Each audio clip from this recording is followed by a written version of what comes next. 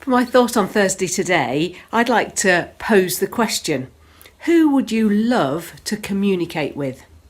Who would you love to talk to and to listen to? Well, in those days when we used to gather for courses and training, there'd be those things that they call icebreakers that get you talking and chatting to each other. Who would you love to have round to dinner?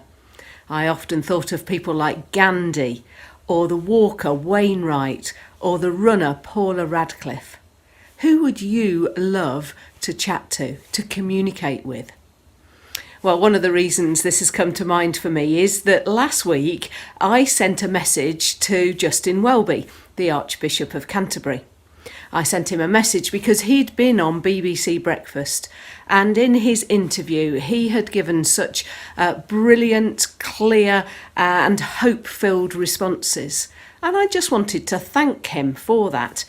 And communicating with the Archbishop of Canterbury is fairly easy, but it is filling in an online form, and I still as yet haven't had a reply. But I'm pleased to have communicated with him. But it made me think about the opportunity we have always to communicate with God.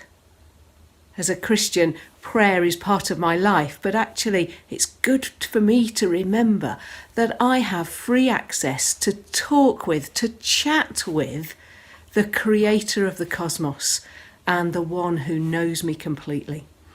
In the Bible it says, draw near to God and he will draw near to you. It says, we call out and God hears our prayers.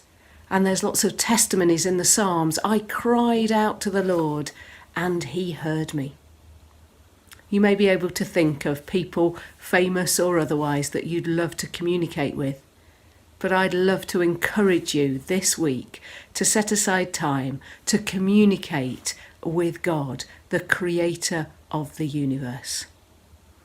I know someone who met Prince William said it was a wonderful interchange. Great to be able to talk to him and listen to him. But this person, a Christian, when at home in the evening, said to his wife, "Today I spoke to the future king."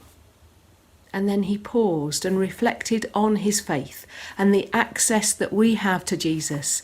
And he said, "But isn't it great that every day I can talk to the King of Kings?"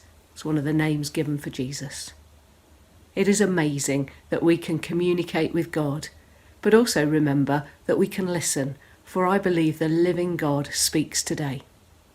Well, may you have a great time communicating with God this week, and may he speak to you.